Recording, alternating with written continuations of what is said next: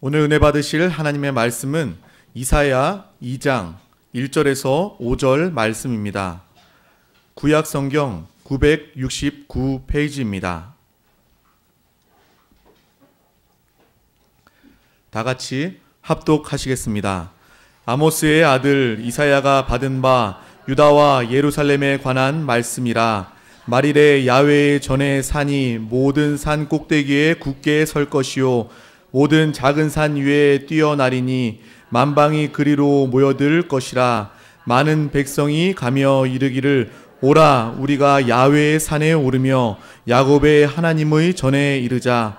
그가 그의 길을 우리에게 가르치실 것이라.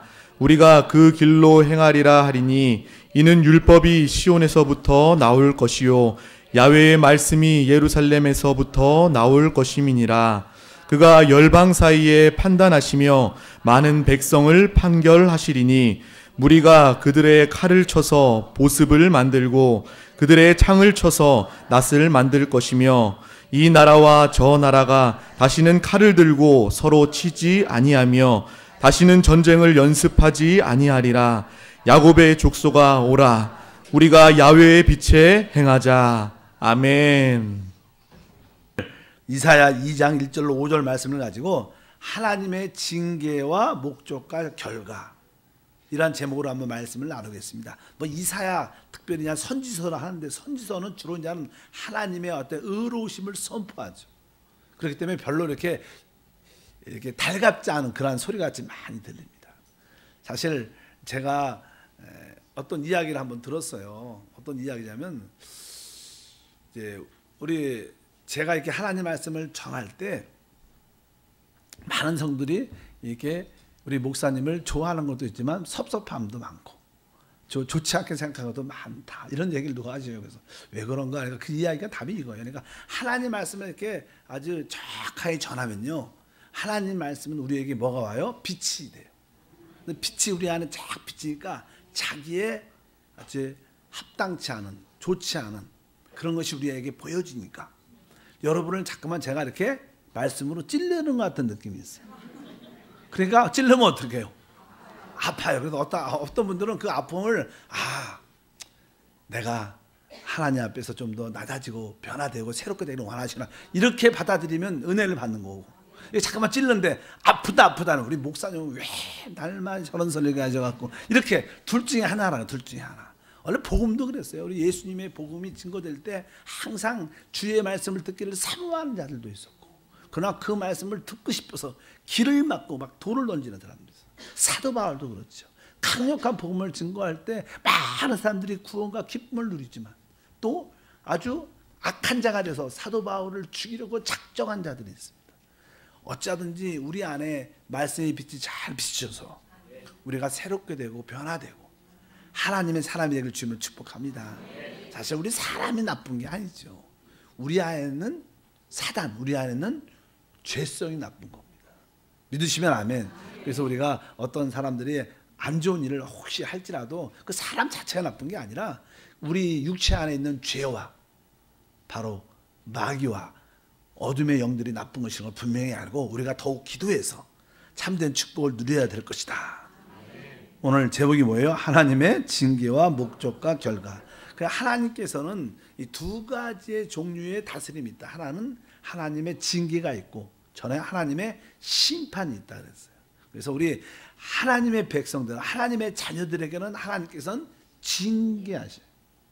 그러나 믿지 않는 이방인들에 대해서는 하나님께서는 심판하신다. 그래서 우리 여러분들이 하나님의 징계와 심판을 구분하고 우리 삶 가운데 종종 일어나는 모든 일들이 하나님의 심판이 아니라 뭐요?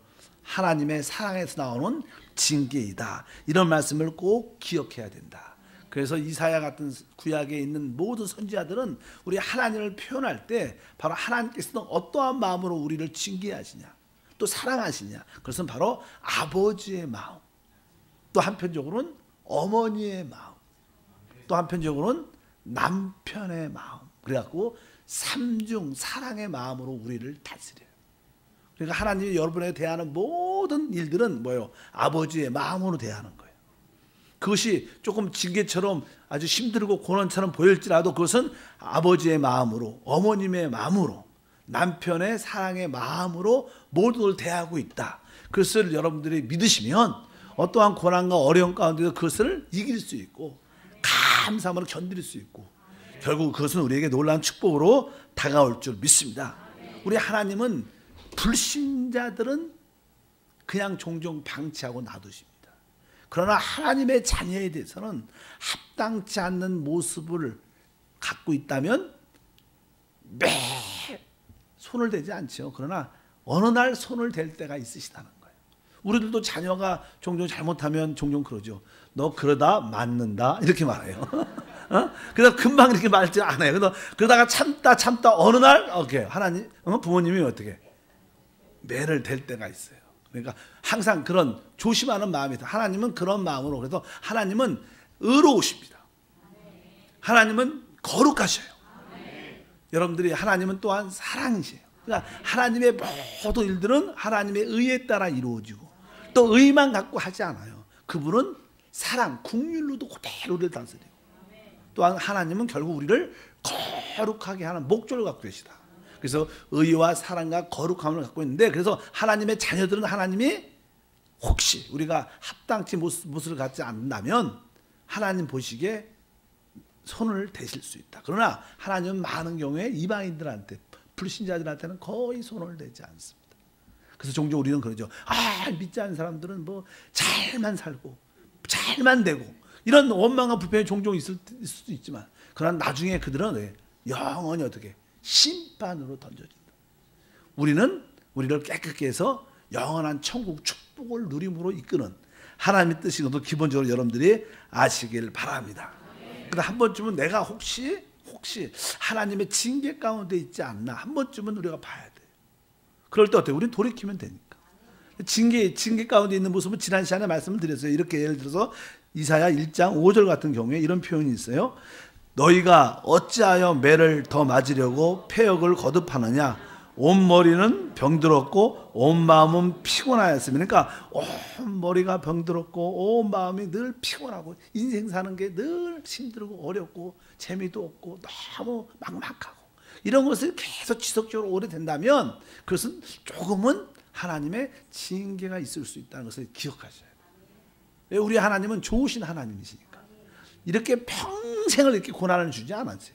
믿으시면 아멘.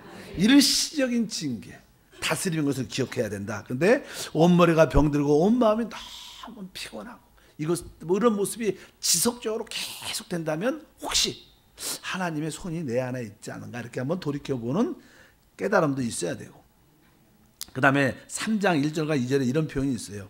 보라 주 만군의 야훼께서 예루살렘과 유다가 의뢰하며 의지하는 것을 제하여 버리시되 곧 그가 의지하는 모든 양식과 그가 의지하는 모든 물과 용사와 전사와 재판관과 선지자와 복술자와 장로와 이런 표현들을 합니다. 여기 보면 나는 그들이 예루살렘과 유다가 의뢰하며 의지하는 것을 어떻게 해요?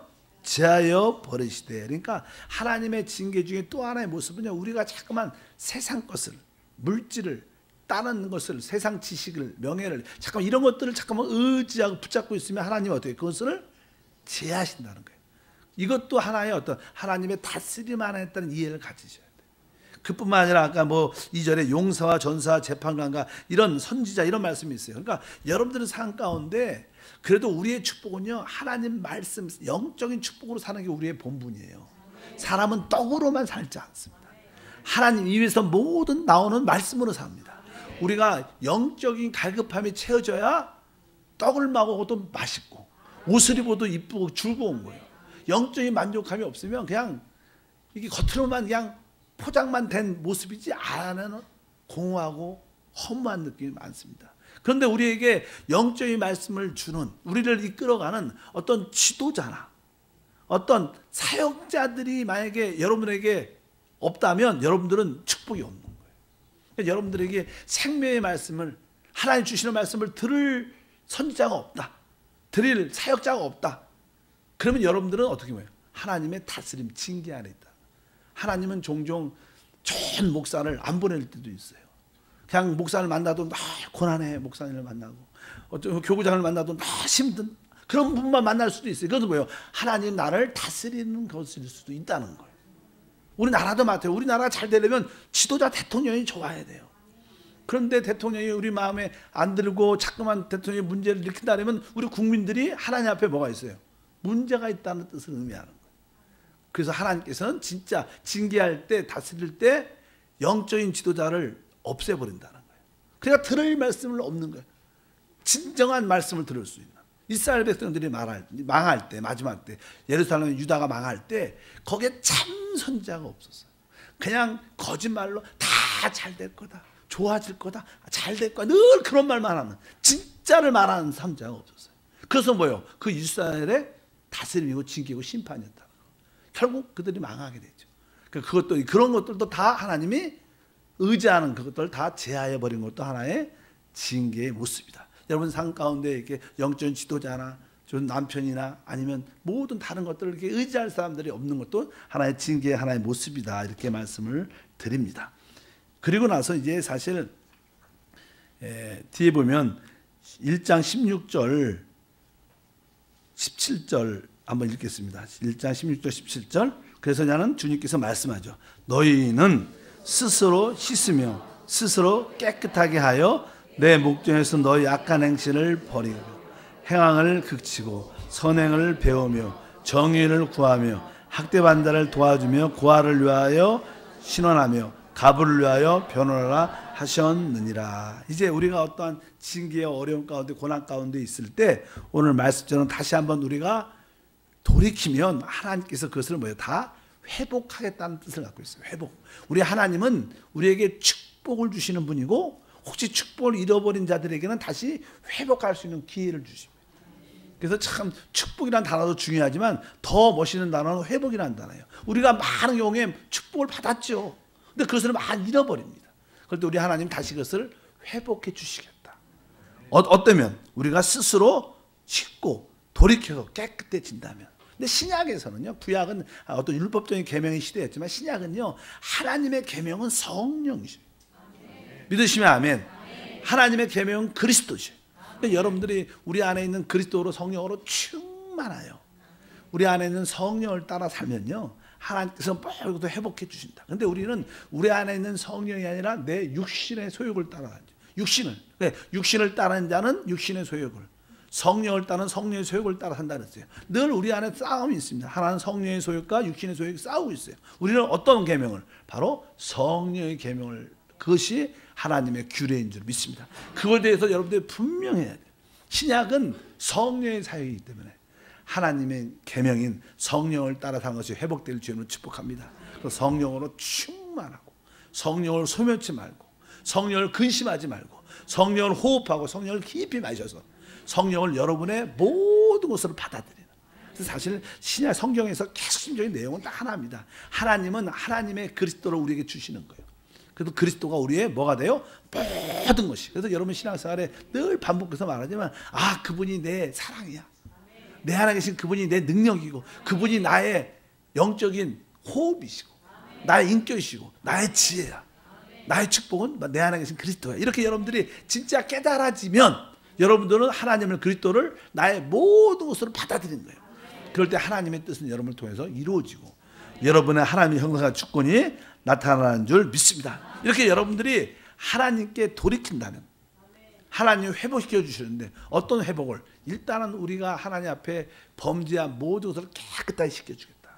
우리가 너무나 많이 알았던 1장 18절 말씀에 보면 야훼께서 말씀하시되 오라 우리가 서로 변론하자. 주영 같을지라도 눈과 같이 씌어줄 것이요 진홍같이 붉을지라도 양털같이 쉬게 되리라. 우리 오라 이렇게 주님께서 우리를 찾아오신다는 거예요. 주님이 너 우리한테 오라 그러면서 나와 변론하자. 일단은 중요한 게 하나님의 축복을 받으려면 주님이 우리에게 찾아오셔야 돼요. 바로 우리가 회개하고 돌이키면 주님이 우리를 찾아오셔서 우리가 어떠한 죄 가운데 있을지라도 주홍 같고 진홍 같을지라도 오늘 말씀에 눈과 같이 양털같이 깨끗이 씻겨주는 제3의 자유를 주겠다. 그래서 여러분이 신령 안에 하나님과의 관계가 회복되면요 마음의 죄책감이나 죄의식이 없어야 돼요. 사실 나는 중요한 것은요, 우리 양심 안에 어떤 죄책감과 죄의식이 남아있으면 하나님과 교제가 해결이 안 됩니다. 그래서 여러분들이 기도할 때마다 항상 죄책감과 죄의식이 없도록 자유하셔야 돼요. 여러분들이 죄책감과 죄의식이 없으면요, 모든 사람한테 어때요? 자유할 수 있어요. 사실 그 자유가 능력이에요. 그 자유가 하나님의 축복인 줄 믿습니다. 그래서 여러분들이 하나님 앞에서 또 사람들 앞에서 이 죄책감과 죄의식이 없어야 된다. 바로 우리가 자백할 때마다 주님이 깨끗이 씻어주신다는 놀라운 말씀이 함께하는 줄 믿습니다. 아, 내가 다시 한번 주 앞에 돌이켜야겠다. 내 평생에 죄책감과 죄의식이 있을 때마다 주 앞에 씻음받는 우리 모두가 되어야 될 줄 믿습니다. 26절은 이렇게 써 있어요. 내가 내 재판관들을 처음과 같이 내 모사들을 본래와 같이 회복할 것이라. 그 다음에 그리한 후에 내가 의의 성읍이라 신실한 고울이라 불륜이라 하셨나니. 그러니까 이제 하나님께서 회복한다는 뜻은요, 다시 한번 우리 심령 깊은 곳에 죄사함과 죄책감이 다시 죄책감과 죄의식이 없도록 죄사함을 주신다는 것이고, 또 하나는 다시 한번 영적인 지도자들을 다시 한번 일으켜서 우리를 올바른 길로 이끌겠다는. 사실은 뭐 우리가 올바른 길로 가야 될 거 아닙니까? 그러면 누가 가르치는 자가 있으니까 오늘 말씀에 너희 재판관들을 처음같이 너희 모사들을 본래와 같이 다시 회복해 줄 것이다. 그러니까 여러분 안에 우리는 먼저 조영기 목사님 같은 아주 귀한 분을 영적인 복을 받았어요.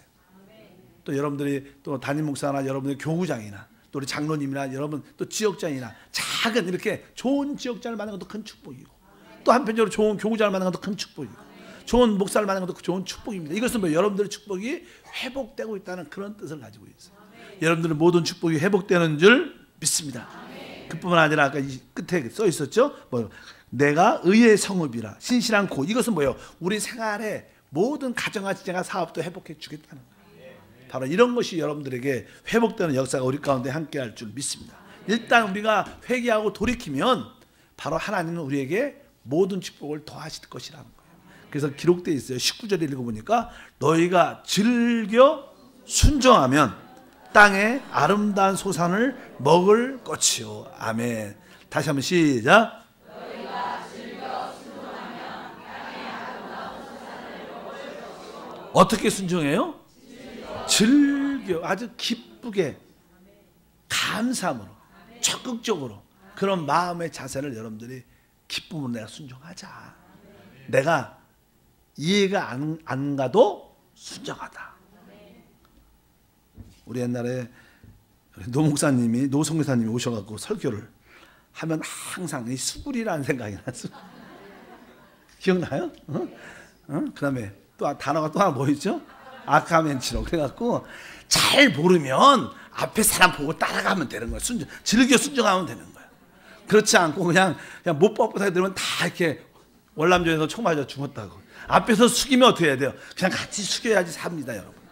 그게 뭐예요? 어떻게 보면 즐겨 순종하는 거예요. 우리는 모든 일을 할 때 잘 모를 때가 많아요. 어떻게 내가 다 이해하고 순종하겠어요? 훨씬 모르고 할 때가 많죠. 그러나 기쁨으로 순종하고 믿고 순종하고 감사하며 순종하면 오늘 뭐 하나 썼어요? 땅에 아름다운 소산을 먹을 것이요. 이런 축복이 넘치길 예수 이름으로 축복합니다. 이렇게 우리 주님께서는 우리 하나님 백성들을 이렇게 어떻게 해요? 세워주신다. 근데 한편적으로 사실 우리가 어떠한 하나님의 다스림과 징계가 있을 때는요, 하나님이 직접 손을 도 대시지만 직접 손을 대는 것보다는 다른 사람을 통해서 우리를 손을 대는 거예요. 다른 사람을. 이웃 열방을 통해서 다른 사람을 통해서 우리를 치시는 거예요. 그러니까 여러분들이 이상한 사람 만나고 고난을 많이 받는다. 환경적으로 어려움을 겪는다. 이런 것들이 뭐예요? 하나님의 징벌의 어떤 다스림이죠. 하나님이 직접 손을 대시지 않고 다른 사람을 통해서 환경을 통해서 역사하시는 것을 믿습니다. 그럴 때 그들이 막 우리를 어렵게 할 때 그들은 아주 교만하게 우리를 대합니다. 아주 혼자 잘난 것처럼 우리를 무시하고 핍박하고 억압하고 막 이렇게 다른 사람을 통해서 하기 때문에 하나님은 결국 어떻게 해요? 이제 우리는 징계하시지만 그들은 하나님 어떻게 해요? 심판하신다. 하나님 심판이 징계가 이루어질 때는 그들을 확실하게 하나님이 없앤다는 그런 뜻을 갖고 있어요. 그래서 뒤에 보면 이제 하나님이 열국에 대한, 이스라엘 백성들이 그 주변에 있는 열국이 와 이스라엘 괴롭히고 아주 늘 고통을 주니까 너무 힘든 거예요. 그러니까 이사야 선지자가 기도를 하죠. 하나님, 우리도 악하지만 저들을 보십시오. 그래서 나는 기도할 때 하나님이 그 기도를 응답하는 모습의 표현들이 기록되어 있는데 2장에 써 있어요. 2장에 7절부터 9절.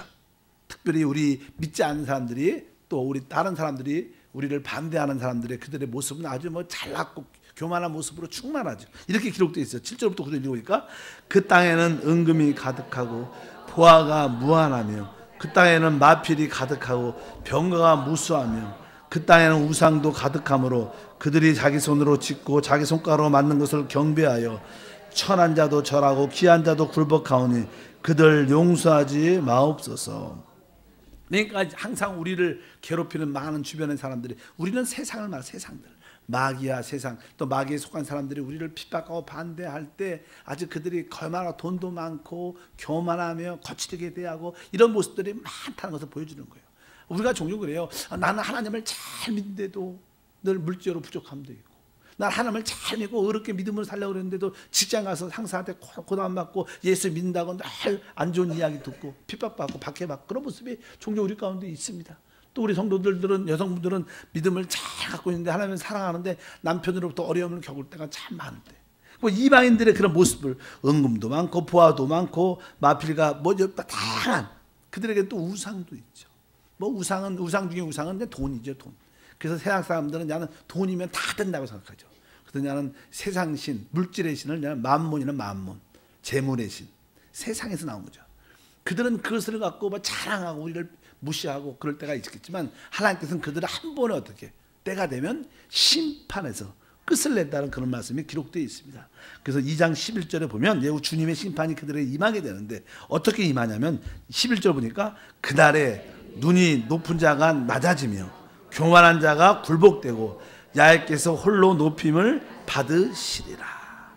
지금 그들이 하나님처럼 만문에 신기면서 돈이면 다 되는 것처럼 자랑하고 선포하지만 결국 우리 하나님께서 오셔서 보니까 그날에 눈이 높으죠. 그날은 뭐예요? 주님이 이 땅에 오시는 날을 말합니다.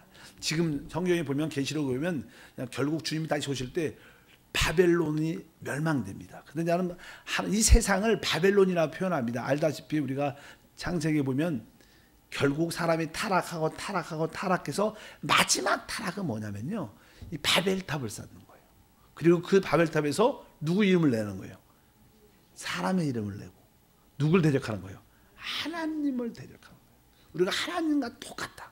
하나님보다 더 낫다. 이 세상의 모든 마지막의 모습은 작은 바벨탑으로 시작해서 바벨론이 형성돼요. 이 세상은 바벨론이라고 보통 표현하죠.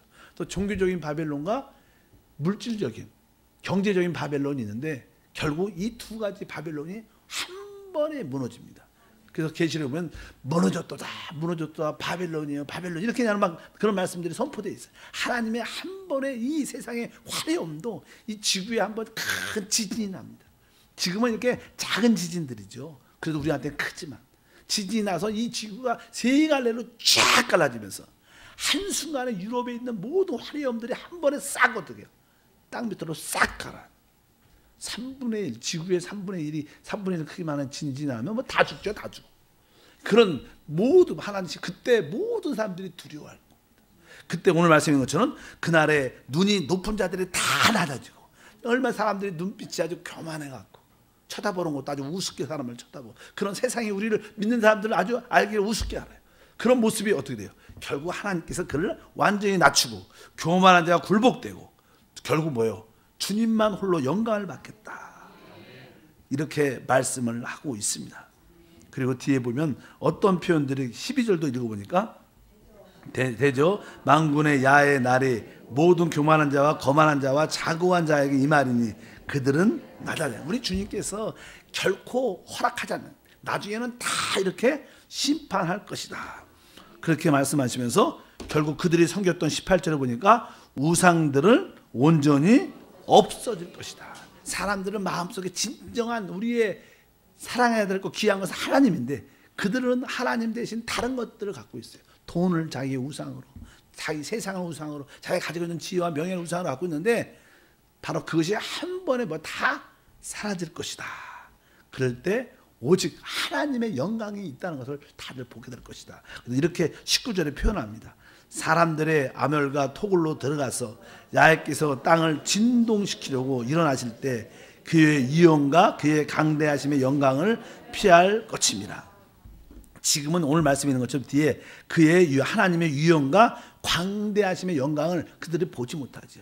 하나님 있으면 나타나 와보라 그래. 내가 직접 막 이런 얘기를 많이 하죠. 근데 그날에 되면 오늘 뭐 써있죠. 사람들이 아멜과 톨구에 들어가서 야훼께서 땅을 진동시키려고 일어나실 때 땅을 진동이 뭐예요? 지진이 난다.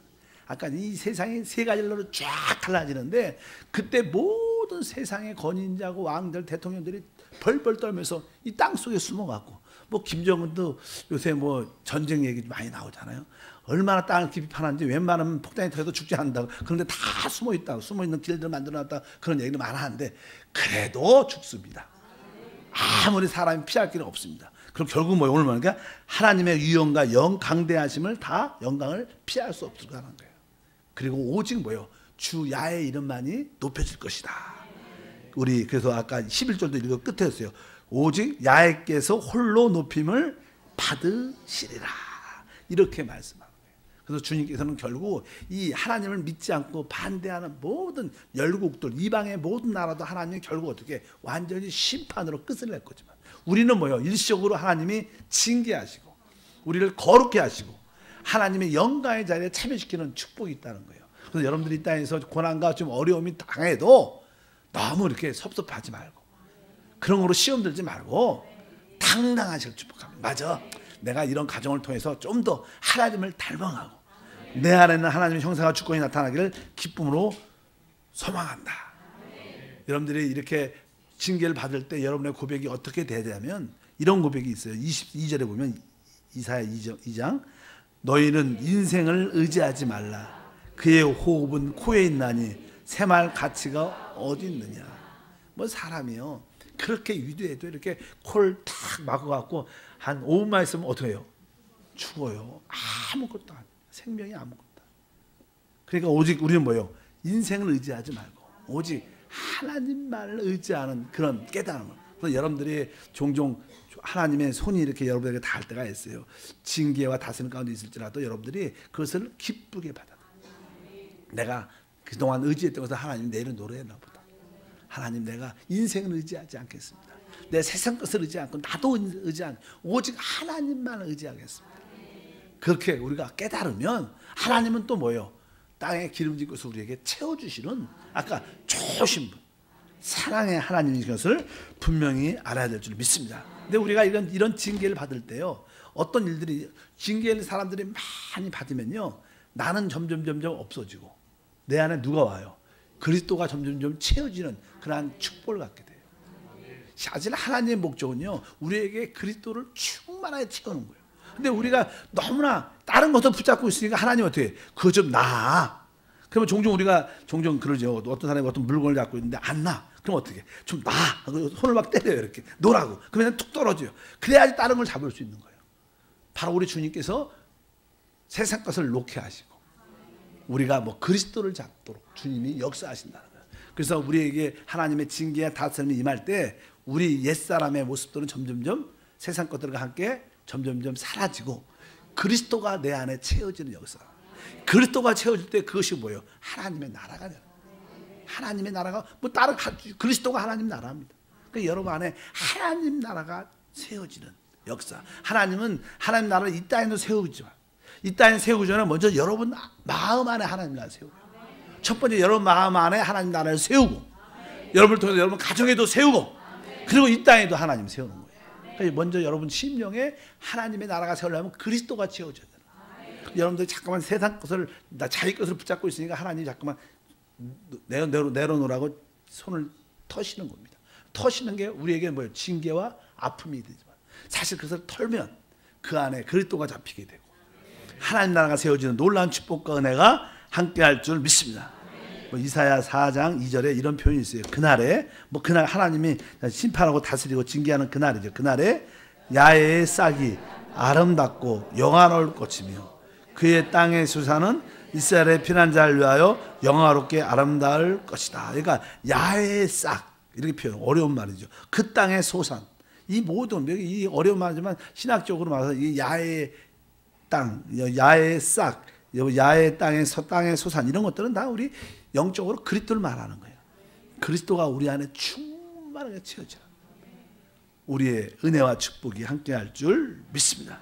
그럴 때 이 땅에 뭐가 서요? 하나님의 나라가 확실하게 세워진다. 아까 우리가 읽었던 그런 말씀이 있죠. 4장 3절 한번 다시 하면 4장이죠. 이건 다르지만 4장 3절 읽으면 시온에 남아있는 자, 예루살렘에 머물러 있는 자, 곧 예루살렘 안에 생존한 자 중에 기록된 모든 사람은 거룩하다 칭함을 얻으리니. 그러니까 우리는 지금 뭐요? 영적인 시온에 지금 남아 있습니다. 예루살렘에 머물러 있고 예루살렘 안에 생존하는 영적으로 살아있는 우리 모든 자들이 바로 가장 거룩한 자다 이름을 받을 것이다. 2장 2절에 보니까 만일 야의 전이 산의 모든 산의 꼭대기에 굳게 설 것이요 모든 작은 산은 산 위에 뛰어나리니 만방이 그대로 몰려들 것이다. 그래서 우리가 하나님의 영적인 예루살렘이 이 땅에 세워지면서 모든 열방들이 모든 민족들이 우리를 통해서 다 들어오게 될 것이다. 그래서 우리가 거기에 중심이 되는 최고의 축복을 받게 될 줄 믿습니다. 우리가 그냥 찬양 중에서 나는 이런 찬양이 요즘은 잘 안 부르지만 옛날에는 이런 찬양을 많이 불렀어요. 우리가 율법은 어디에서 나와요? 시온에서 나오고 야의 말씀은 예루살렘에서 나온다. 이런 찬양이 있어요. 근데 이런 찬양이 바로 마지막 모든 것이 회복돼서 우리는 주님과 함께 왕권으로 이 땅에 하늘나라가 세워질 때 많은 자들에게 하나님의 생명의 말씀을 증거하는 통로가 될 것이다. 이런 뜻을 사실 포함하고 있습니다. 다시 한번 읽어보면 2장 3절이죠. 많은 백성이 가며 이르기를 오라 우리가 야의 산에 오르며 야곱의 하나님의 전에 이르자 그가 그의 길을 우리에게 가르칠 것이라 우리가 그 길을 행하리라 하리니 이는 율법이 시온에서부터 나올 것이요 야의 말씀이 예루살렘부터 나올 것입니다. 그래서 우리는 그리스도 안에서 이기는 자가 됐기 때문에 하나님의 영원한 제사장으로서 하나님을 섬기면서 많은 백성들을 하나님께 올바로 섬길 수 있는 그런 통로의 가르침 인도자들이 될 것이다. 바로 여러분을 통해서 하나님의 말씀이 나와 많은 사람들이 하나님께 다시 돌아오는 그런 역사가 함께할 때 5절에 마지막으로 읽어보니까 야곱의 족속아 오라 우리가 야의 빛에 행하자. 그러면서 우리가 하나님의 빛 안에서 모든 것을 행하는 참된 구원의 족속으로 세워질 축복을 갖게 될 줄 믿습니다. 실제로는 하나님께서 우리를 왜 징계하냐, 왜 우리를 다스림을 통치하시냐, 그것을 여러분 이해하셔야 됩니다. 그냥 뭐 우리 하나님은 다 좋은 게 아닙니다. 우리 하나님은 속성이 의로우셔요, 사랑이셔요, 거룩하세요. 하나님은 이 가정을 통해서 역사하셔요. 이것을 빼면 하나님도 아무것도 못하셔요. 여러분을 향할 때 여러분에게 의를 원하셔요. 여러분에게 또 사랑을 주기를 원하셔요. 근데 그게 의와 사랑은 좀 다르죠. 의는 하나님 뭐가 있는 거예요? 거룩한 의가 있기 때문에 여러분들이 의롭지 못하면 하나님의 징계와 심판이 있다는 그런 뜻을 갖고 있어요. 하나님의 사랑은 무한한 겁니다. 그래서 항상 그것이 의와 어떻게 사랑이 충돌됩니다. 근데 그 의와 사랑이 충돌되는 장소가 어디냐? 그 십자가라는 거예요. 십자가만이 의가 나타나고 십자가만이 사랑이 나타났습니다. 그래서 그리스도 십자가가 그게 중요한 거예요. 그리스도가 십자가에서 죽으신 이유가 뭡니까? 하나님의 의를 만족하고 하나님의 사랑을 만족하는 것입니다. 그럴 때 하나님의 거룩함이 우리한테 흘러 들어올 수 있다. 그래서 우리 하나님은 의와 사랑이신데 의와 사랑이 만나는 곳이 어디예요? 십자가다. 그러니까 여러분들도 주님이 지셨던 십자가를 다른 사람을 위해서 기쁘게 지면 여러분을 통해서 많은 사람들이 사랑을 나타나는 하나님 영광을 보게 될 줄 믿습니다. 그래서 여러분들이 의와 사랑의 그 합한 곳이 바로 십자가의 사랑. 그래서 오늘 찬양을 부르는데 찬양도 참 잘 부른다 그랬어요. 왜요? 응? 제목도 좋고 그 십자가의 사랑을 통해서 하나님의 거룩함이 우리 가운데. 일방적인 사랑도 아니에요. 무슨 사랑이에요? 십자가의 사랑. 그것은 하나님의 의가 있는 사랑. 여러분들이 그 십자가의 사랑을 마음껏 받아들일 때 우리 안에 모든 것이 회복되는 결과 여러분 안에 여러분의 인간적인 요소, 육신의 요소는 다 빠져나가고 그리스도가만 채워지는 그게 진정한 하나님의 나라다. 먼저 주님 오시기 전에 여러분 심령에 하나님 나라가 완전히 세워져서 아까 말씀드린 것처럼 뭐가 있어요? 안식이 있어야 돼요. 내 마음속에 뭐가 있어요? 만족이 있어야 돼요. 거기를 더불어 기쁨이 있어야 돼요. 누가 여러분에게 안식과 만족과 기쁨을 줄 수 어디도 없어요. 여러분 가정에서도 여러분에게 일시적인 안식, 일시적인 만족, 일시적인 기쁨이 영원하지 않아요. 물질이 일시적인 어떤 만족, 기쁨을 줘도 영원하지 않습니다. 우리에게 영원한 안식과 만족과 기쁨은, 영원한 행복은 바로 그리스도로 채워질 때다. 그것이 하나님의 나라인 줄 믿습니다. 하나님의 통치, 또 징계, 다스림의 목적은 바로 여러분에게 하나님 나라를 갖고 오기 위한 하나님의 사랑의 역사다. 그래서 하나님 나라가 내 마음에 더 임하기를 하나님께서 역사하시는구나. 자꾸만 그래서 여러분들이 고난받을 때, 문제가 있을 때 그 문제를 해결하려고 노력하지 말고, 그 문제가 해결된다고 해서 또 문제가 없어지는 게 아니에요. 그 문제를 넘어서서 먼저 하나님으로 채워져요. 문제의 답이 어떤 문제, 사건, 환경이 변하는 게 아니에요. 환경은 거의 변하지 않는 경우. 실제로 그래요. 여러분들이 어떤 문제가 생겼다. 하나님, 이 환경이 변화되게 도와주시옵소서. 남편이 변화되게 도와주시옵소서. 뭐 그렇게 애들이 변화돼, 안 변화됩니다. 거의 잘 안 변화돼요. 솔직히 말해서. 변화는 여러분이 되는 거예요. 여러분 마음이 변화되면 남편이 변화되지 않아도 여러분의 마음이 달라졌기 때문에 이미 여러분들이 그런 고난을 느끼지 않는 거예요. 환경이 바뀐 게 아니라 여러분 마음이 변화되니까 뭐예요? 그런 환경도 기뻐할 수 있다. 그래서 우리가 그리스도와 함께 있으면 그 어디나 천국입니다. 그런 뜻을 우리가 분명히 아셔서 여러분 안에 그 하나님의 그 사랑과 의를, 거룩함을 받아들이길 축복합니다. 따라합니다. 내 안에 하나님 나라가 이루어졌습니다. 아멘. 그래서 환경적인 것으로 자꾸만 만족하려고 그러지 말고 뭐로요? 내 마음에 먼저 진정한 만족이 있기를 바랍니다. 누굴 통해서? 그리스도를 통해서. 그러면 여러분들은 모든 것을 이기는 최고의 영적인 왕이 될 겁니다. 환경도 기쁨, 왜 고난의 환경도 있어도 여러분 그것을 밟고 쓴 거예요. 주님처럼 바로 바다를 밟고 오시는 것처럼 여러분의 삶도 그런 역사가 함께할 줄 믿습니다. 기도하겠습니다. 하나님 아버지 감사합니다. 다시 한번 하나님의 그 징계와 그 징계의 목적과 그 결과를 다시 한번 깨달을 수 있도록 은혜를 더해 주시옵소서. 우리는 하나님의 자녀입니다. 하나님은 결코 우리를 그냥 놔두지 않습니다. 우리가 하나님의 거룩함에 참여할 수 있도록 우리를 종종 징계와 다스림으로 이끄는 줄 믿습니다. 그럴 때 낭망하지 말고 실망하지 말고 또한 두려워하지 말고 하나님의 섭리와 통치를 깨달아 기뻐하고 감사할 수 있는, 무엇보다 우리 마음에 먼저 하나님의 나라를 세우는, 우리 안에 그리스도로 세워 그리스도로 먼저 기뻐하는 신앙이 되게 하사 그 다음부터 또 환경을, 사람을, 문제를 다스리고 정복하는 축복된 사람이 되게 도와 주시옵소서. 우리 안에 하나님 나라 임하게 하심을 감사합니다. 예수 이름으로 기도합나이다.